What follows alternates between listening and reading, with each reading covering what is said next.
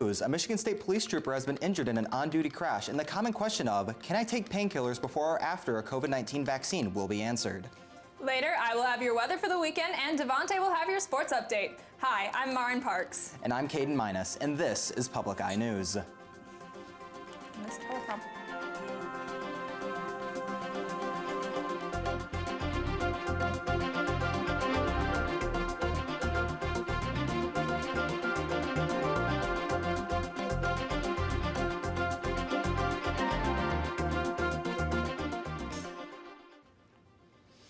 A state trooper from Sault Ste. Marie was injured in an on-duty crash on Wednesday. Upper Michigan source reports that the officer was responding to a hold-up alarm at a local government building. While on the way, the trooper was struck by a vehicle that was turning into a private driveway near 3 Mile Road and M129 in Sioux Township.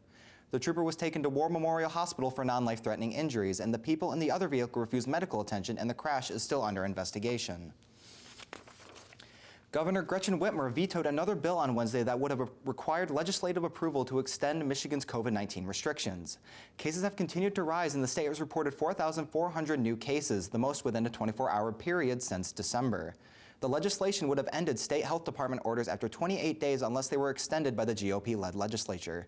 Hospitals have also reported a large increase in COVID-related hospitalizations among younger age groups. Michigan's Health and Hospital Association Chief Medical Officer Gary Roth stated, quote, "The war is not over yet," end quote. Roth also urges Michiganders to remain vigilant and receive the vaccine when possible. A lawsuit has been filed on Wednesday by 11 women stating that Eastern Michigan University has turned a blind eye to the sexual assault of students by other students. The lawsuit targets the university campus police and 2 fraternities. It states that the assaults were committed by 4 men between 2015 and 2020. The women allege that campus police failed to enter reports from victims into a computer system. The women also allege that the university failed to train staff properly to investigate assaults and follow federal law, which does not allow discrimination based on sex. The lawsuit seeks over $75,000 for civil rights violations and other harms. And despite the continuing closure of the international border between the United States and Canada, essential traffic is continuing to flow across the International Bridge in Sault Ste. Marie. However, TV6 reports that the bridge toll will be changing for crossers paying the fare in Canadian dollars. This change is the result of the current value of the Canadian dollar in comparison to a US dollar and will be put into effect Thursday, April 1st. Bridge crossers using Canadian dollars will see commercial traffic fares drop from $685 per axle to $650 per axle, and will see commuter rates drop from $550 to $520. The US dollar fare will remain unchanged at $5 per axle for commercial crossings and $4 for commuter crossings.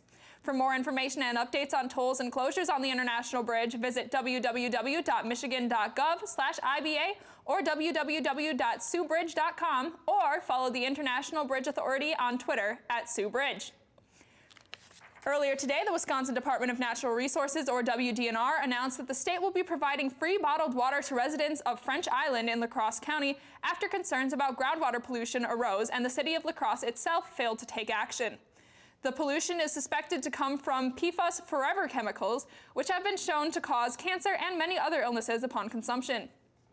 These chemicals were first detected in 2014 inside of wells located in French Island and are suspected to have originated from La Crosse Regional Airport, where PFAS-containing firefighting foam is tested yearly and has been used to control damage from several plane crashes over the years. Thus far, at least 184 private wells around the airport contain PFAS chemicals, 61 of which exceed the state's standard for PFAS levels. The cost of this project will be upwards of $200,000, depending on how long the state plans to provide this service.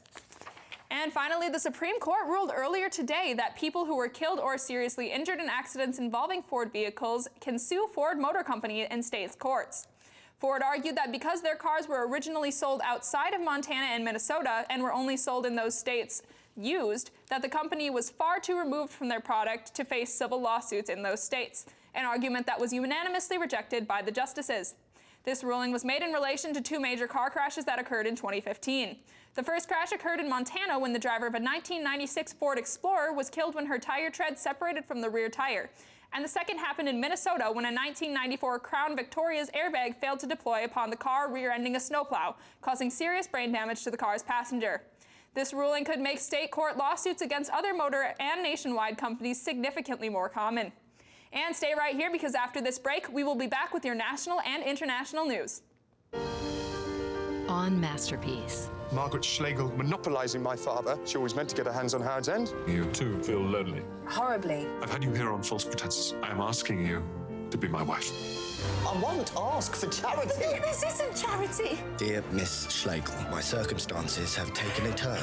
Mr. Best, you don't pretend your marriage has been a happy one. Howard's End on Masterpiece. Sunday night at 9. Welcome back. Poland's government has enacted stricter pandemic measures for the 2-week period surrounding Easter. Poland has described the new rules on Thursday as an attempt to limit human contacts during a deadly surge of the coronavirus pandemic. The new restrictions include the closure of nurseries, schools, furniture stores, beauty salons, and churches. The restrictions are said to start on Saturday and end on April 9.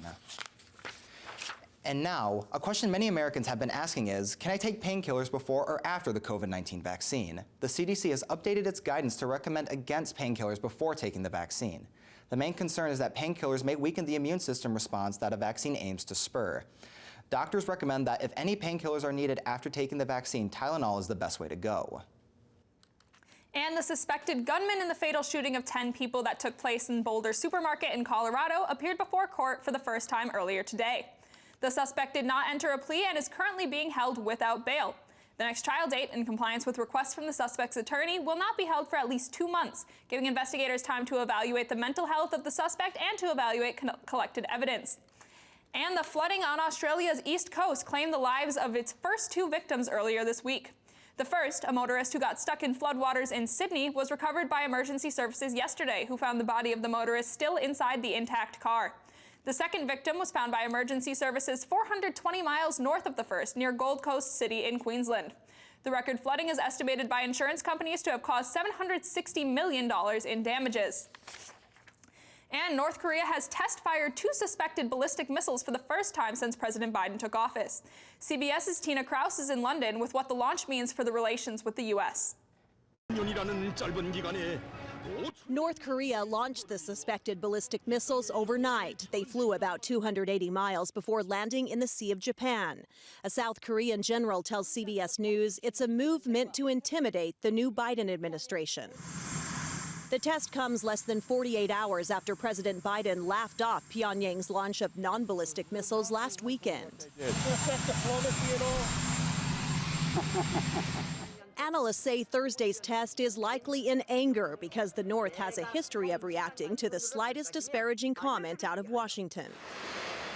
Secretary of State Anthony Blinken visited South Korea last week, stressing the importance of eliminating nuclear weapons on the Korean peninsula.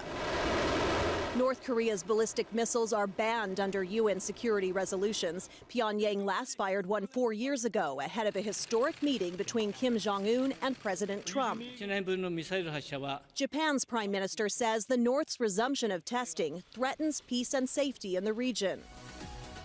And it coincides with the start of the Olympic torch relay in Japan, beginning a 4-month countdown to the Summer Games in Tokyo. Tina Kraus, CBS News. It's an image that's going viral, but the story behind the picture is creating some serious issues for business around the world. A massive ship is stuck in the Suez Canal, completely blocking it and shutting down one of the world's most active trade routes. Elise Preston shows us how the run-aground vessel is to blame for stopping billions of dollars of goods. It's an image shocking the world. A 224-ton container ship nearly as long as the Empire State Building is tall, lodged sideways in the Suez Canal. It's forcing a major traffic jam in one of the world's most critical waterways. The Suez Canal's strategic location is a major trade route between Africa, Asia, and Europe. More than $3 billion worth of cargo pass through this Egyptian channel every day. But today, ships carrying everything from medical equipment, oil, and food can't get through. The pandemic is already to blame for weakening trade.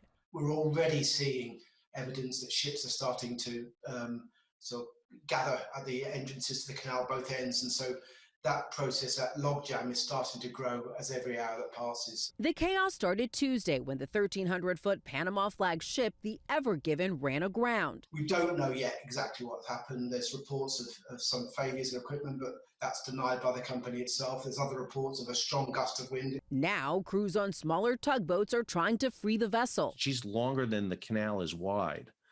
And so she's jammed in there pretty good. And so it's going to be very difficult to pull her off. The canal service provider says at least 150 ships are waiting for the Ever Given to be cleared.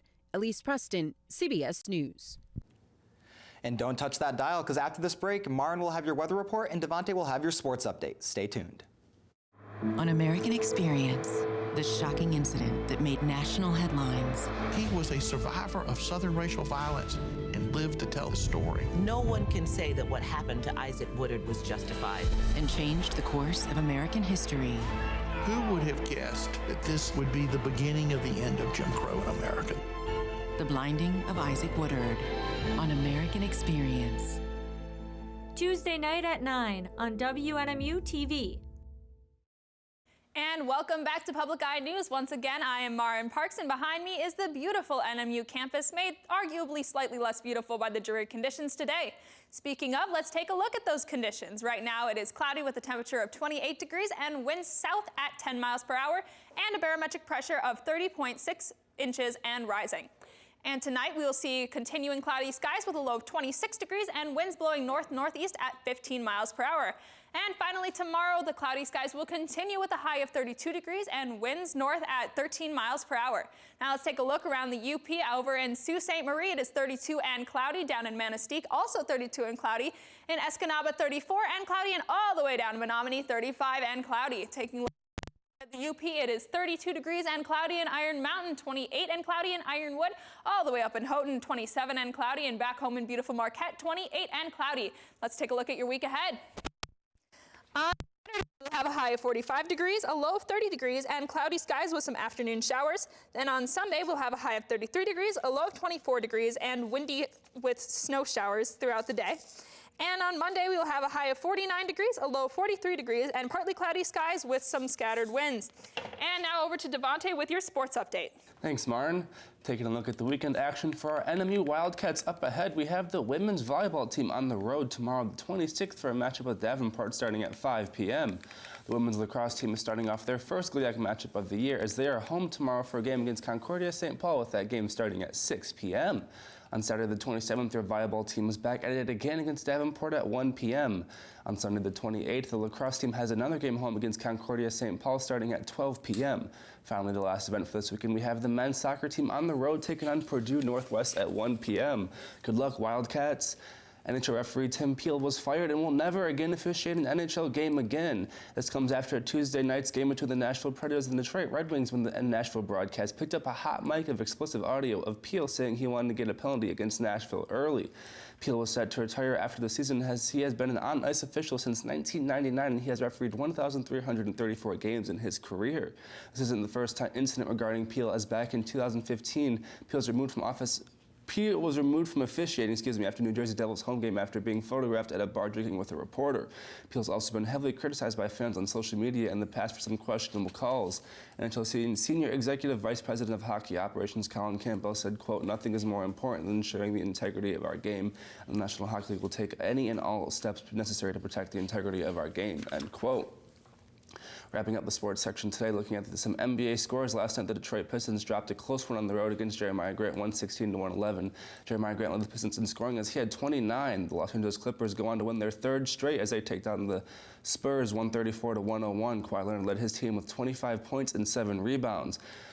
The Atlanta Hawks dropped a close one on the road last night, losing to Sacramento 110-108. Clint Capella muscled his team into the game as long as he could, scoring 25 points and grabbing a tremendous 17 rebounds. But I'm sorry for you guys, because that's actually all the time we have today in Public Eye News. Thank you for tuning in, and we will see you again tomorrow.